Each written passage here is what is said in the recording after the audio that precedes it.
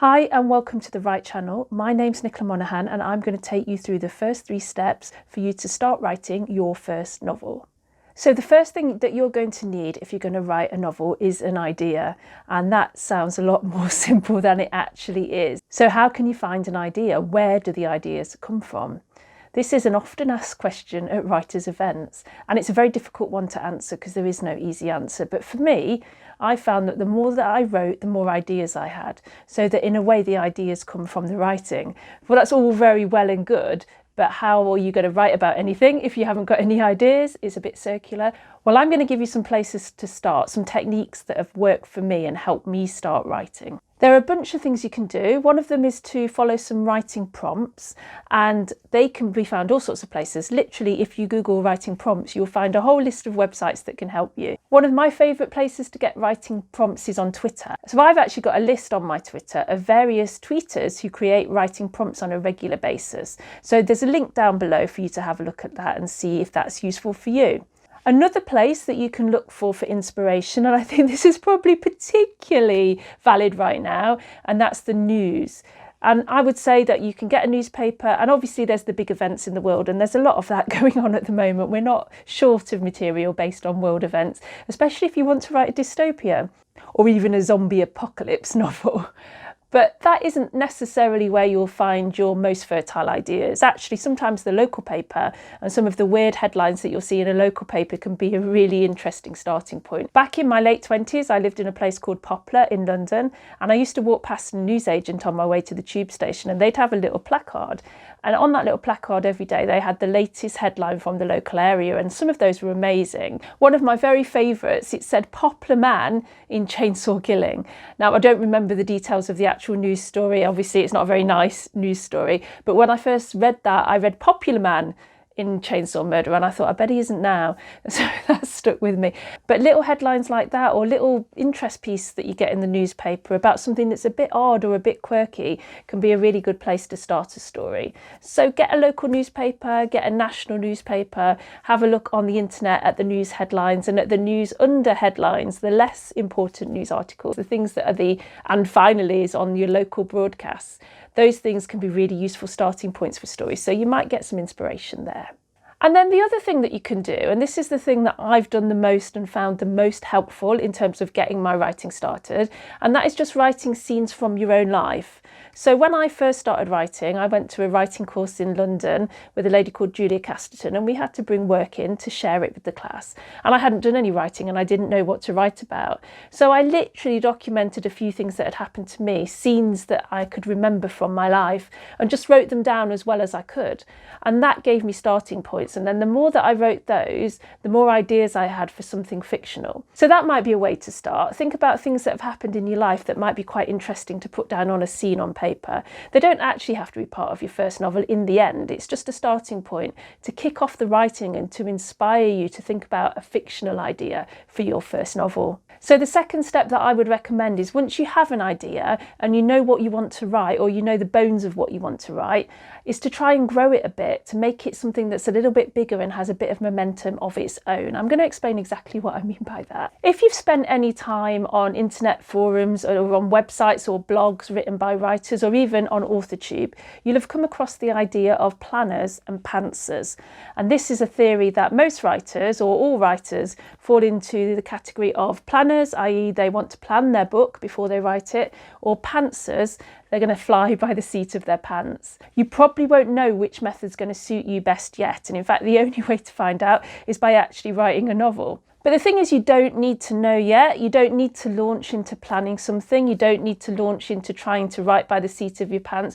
You don't need to do either at this stage, because your project's probably not ready. And if you try to, you're probably going to come across stumbling blocks and feel like you can't do it. So actually, my recommendation is to not go down either of those routes at this point, but just to grow your idea a bit and try and have fun with it and work out exactly what the idea is. Because you might have a sense of what your book is, but you really don't know enough about it at the moment. So you need to give your idea some breathing space and let it grow. So how can you do that? How can you grow your idea? How can you take it from that little germ, that seed, into a great big tree that is the basis of a novel that you can write? Well, there are various methods that I would recommend and that I've used. One of them is called the snowflake method. And the theory of this method is that you grow your idea from the inside out. There's a link in the description below so that you can check this out for yourself. I've found the snowflake method really useful, and I've used it for all sorts of things, not just growing my ideas, but then the planning of my novel a bit later on, and also sometimes writing synopses and summaries for actually sending the book out. So for me, I think this is a really useful method. The theory of the snowflake method is that you start with something really simple and then you add layers of complications. So you kind of build your story from the inside out, a little bit like you can build a snowflake if you put in the right formula in a fractal. That's probably a bit technical and mathematical, but don't worry about that. The important thing is the concept, starting with one sentence, and then you build it to a paragraph, and then you build it to a page, and you keep building and building and building till you've got something that will help you start a novel. So like I say, there's a link below and you can check that out and see if it works for you. Like a lot of these things, the only way to really find out is to actually try it. And then the second thing that you might try to do is something that I do, and this is really my method for growing my book at this stage, and I call it notebooking.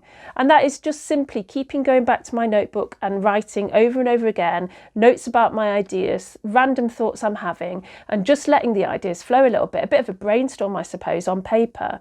Now, if you've watched my other videos, this one up here, you will have seen that Stephen King doesn't keep a notebook, and Stephen King recommends not keeping a notebook. But his idea of a notebook is that you're putting down ideas that you have and things that come into your brain, and he says it's the best way to immortalize a bad idea. For me, I don't start notebooking in many ways until I have the idea, until the idea has stuck with me and I'm convinced that it's a good idea. And then notebooking isn't there to kind of capture the idea. It isn't about putting it down on the page so that I can keep it. It's actually about growing the idea. So it's more of an intellectual exercise to get my idea to the point where I'm ready to write. All of these things really about building momentum so that you're ready to start writing. That's all they are. That's all that matters at this stage, in my experience and my opinion. Just building that momentum so that when you sit down to write, you've really got something to say. Another thing I sometimes do, which can be quite fun as well, is a kind of visualization of the actual book. So I might write a blurb and a description of the book. I certainly need a title, even if it's a working title that I might change later, but I need something that kind of encapsulates what I'm trying to say in the book, and that becomes my title, and that becomes a real focus for my writing. So that's really important. I think that's why actually I often do end up writing my own titles. A lot of writers find that their publishers decide what their title will be. For most of my books, I've decided what the title will be. And I think that's because my title's so central to my writing process, so that in the end, when I finish the book, it is the thing that makes sense to call it. But I definitely find having a title, having a sense of what the book is and what I'm trying to say really, really helpful. I'll sometimes even mock up a cover because I quite enjoy doing that. I think it's quite fun to mess around with the images and the titles and get a sense of what your book might look like, although you'll have no say in that if it actually gets published, unless you self-publish, of course.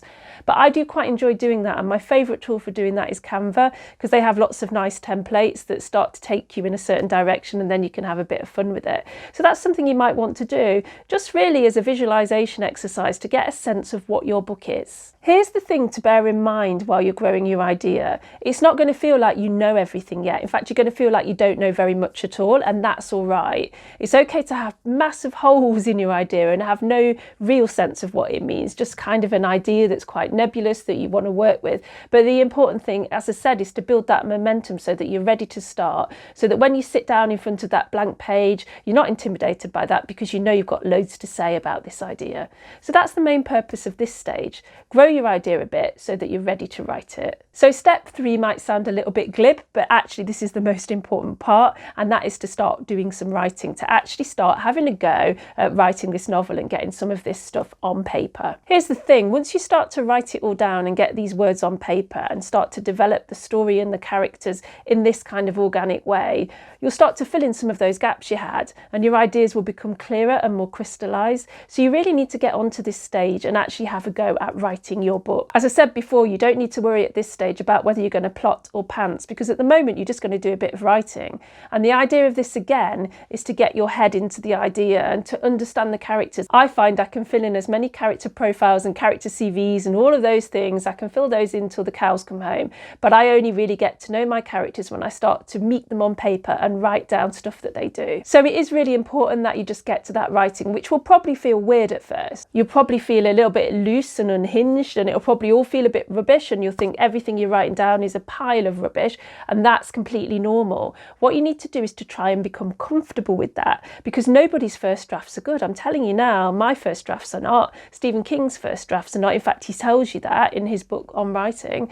So your first draft isn't going to be a masterpiece. It's just not going to happen like that. And an important stage of becoming a writer is getting over that and just getting on with it. So this is the next thing. Get those words down on paper and start to write. You need to convince yourself not to worry about the quality as you write the first draft. You need to convince yourself that that is something that you can deal with later. It's called editing and drafting. So you will get to that. In that first draft though, do not worry about the quality, just get it down on paper. I mean, I'm not saying write absolute rubbish, but in the end, at the moment, you are just trying to grow your ideas still. It's not the final piece, it's going to be edited. A lot of the stuff that you write at this stage, you might throw out altogether. So don't spend too much time agonizing over every word. The most important thing is to get some words. It's almost a magic trick that you have to perform here by turning off your internal editor. And as somebody who loves books and reading and writing, you've probably got really good taste. So you know that the stuff that you're writing down, first of all, isn't as good as you want it to be. And that's fine. The magic trick is to turn off your editor,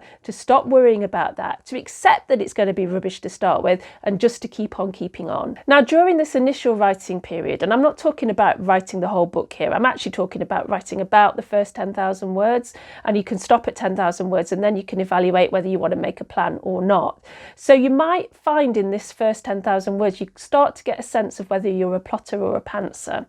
You might think about those things and think about which method is going to suit you better. If you're finding it really hard to write all this stuff on the blank page and start from scratch, then it might be that you need a plan. But if you're finding it really exciting just to sit down and type and not worry about where it's going for now, then that might mean that you're a natural pantser and that that's your method. But you don't need to worry about that as you're writing this first 10,000 words or so. This isn't about writing the final book. This is about evaluating and growing and building momentum in your idea. So for me, when I get to about 10,000 words, that's when I find it's a good time to stop and have a plan. So that's what works for me, but you might find it's different for you. All of this is about trying it out, because actually the truth is the only way to find your own writing process is to try and write a novel and see what happens and see what suits you. There isn't really any shortcut to that. I wish I could give you a character questionnaire and then tell you which method to use, but it just doesn't work like that. The only way to find out is to have a go. So that's my first 3 steps. I hope that's useful for you. Please do press like if it has been, and think about subscribing to the channel. It's good to have you here. I'm going to talk about planning in my next video, so do watch out for that in a fortnight's time. Take care.